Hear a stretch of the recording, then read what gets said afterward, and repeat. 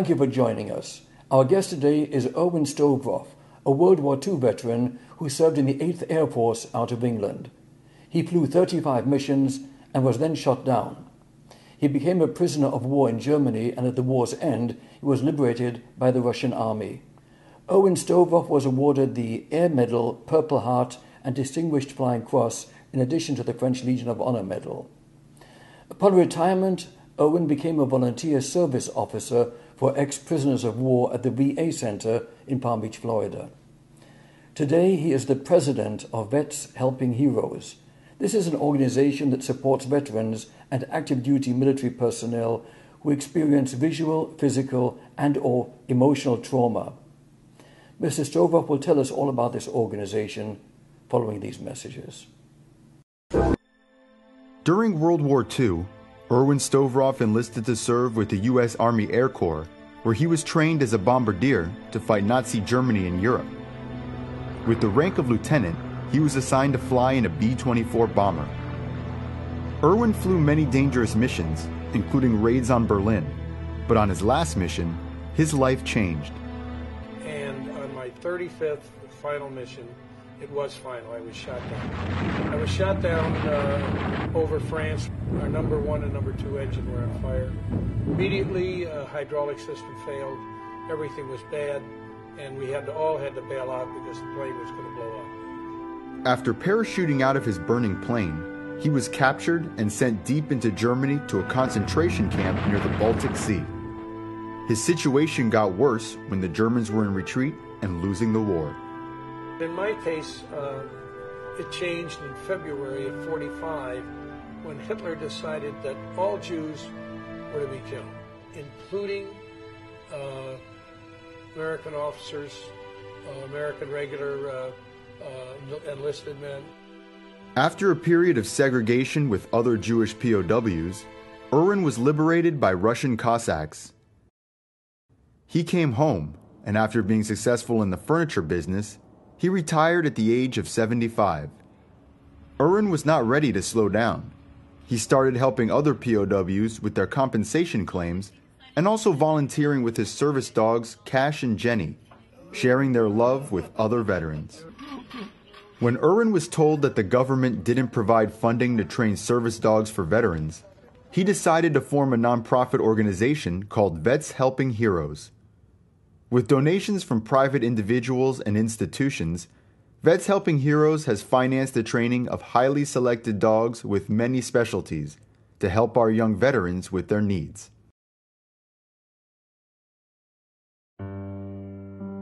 Lieutenant Colonel Kathy Champion served in the U.S. Army with distinction for over 27 years. When I was in Iraq, I contracted a virus that I was not aware of because I was treating the local Iraqis with minor medical issues, and when I returned to the United States, I was doing fine, but within a year's time, the virus had started to attack my spinal cord and my vision. So I became a hermit of my own house. I quit school, I quit my job, I quit being social. I didn't want to talk to anybody, I didn't want to tell anybody what was wrong. Many of Kathy's friends suggested a guide dog, and after some hesitation, she applied for one. A couple months later, she had a dog. And when she came into the room and she came up to me, she was all excited and she was butt-tucking and she was licking, not licking me, she was just doing the things that dogs do, and she rolled over and let me pet her belly and everything, and she was like all happy. And the rest of that day, it was like, I have a dog. My life has been changed immensely by Angel. She has granted me back the life that I felt like was taken away from me because of my war injuries. Angel is more than a member of my family. She is my partner for life.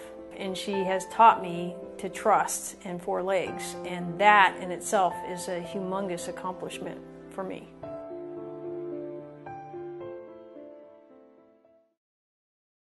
Chad Deppner is a Navy electronic technician. He has been with the U.S. military for 16 years. After being deployed to Iraq and Kuwait for a year, working in a bomb disposal unit, his life changed when he came home. His wife Connie noticed the changes first. And then after he got back, He didn't ever want to go out with friends. That he really liked these friends, but he never wanted to go do anything. He was even not interacting with me. I mean, it was almost a couple of years of being ignored, and you don't know where that comes from. So that was pretty hard. After I'd noticed that I was having problems with anger issues, just outbursts over the slightest provocations. I was having issues at work, I was having issues at home, and finally decided I needed to get help, and that's when I was diagnosed with PTSD. Chad was treated with countless medications that made his situation worse. It took months before he found good doctors to provide therapy sessions. He finally started kind of breaking out of that and being himself again. But the day that they brought Laura Lee, the service dog, in for that session, that day alone was like a switch. He sent me pictures from his iPhone of her and was just all excited about this dog and actually smiling about things, and it was awesome. And so I began researching it further, and that's where I came across the Southeastern Guide Dogs Pause for Patriots program. After applying for a service dog, Chad was approved and received a dog named Chansey. He spent 26 days training with his dog at the campus of the training facility in Florida. A few weeks later, back home in Virginia, Chad's life has been changed by his new service dog. As soon as, literally the day he brought Chansey home, it was like, oh my gosh, Chad's back. My daily life, I think, has improved considerably. I'm getting out a lot more. We're doing things. I'm not just sitting at home alone. I think that Chad getting Chansey has been a life-changing event. Chad doesn't have to take medications to sleep, and when he has a nightmare, his faithful companion will lick his hands to wake him up. For nonprofit organizations like Vets Helping Heroes, it is essential to keep the donations coming to finance the breeding, selection, and training of healthy dogs. Master Sergeant Mark Guatme is a proud Marine who has served our nation for 21 years all over the world. His last deployment was in Iraq, where he served 3 tours in a combat unit. The exposure to mortars and improvised explosive devices in combat left him with serious medical problems. His wife, Carolyn, remembers those terrible years. There were times where he couldn't walk, he couldn't talk, he didn't know who he was, he didn't know who I was. We got several diagnoses. We got post-traumatic stress, we got seizure disorder, reflex sympathetic dystrophy for his nerve pain in his feet, we got nerve damage. The list of diagnoses went on and on. As the years passed, Mark's health deteriorated. His wife complained to his superiors, and he was transferred to a different hospital. They also began considering the possibility of getting him a service dog. They applied to get one, and with funds provided by Irwin's organization, Mark was approved to receive a dog named Larry. I credit Larry with not only giving Mark back his life, but with saving Mark's life. There was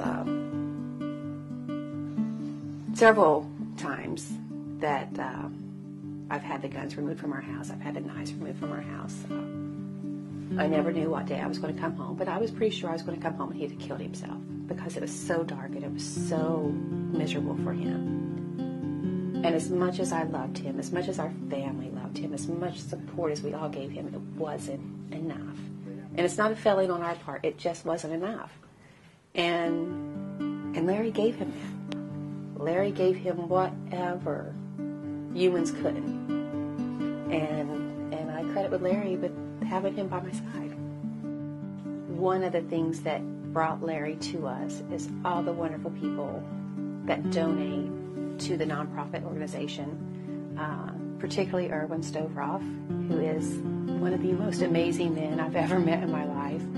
This is a man that survived World War II. He survived getting his plane shot down. He survived being Jewish in a POW German camp. I mean, this man has a story to tell like nobody else. And I think in instances like that, you can take your life and you can dwell on all the horrible things that happened to you. Or you can turn it around and say, I survived. Life is good. Let me see what I can do for others.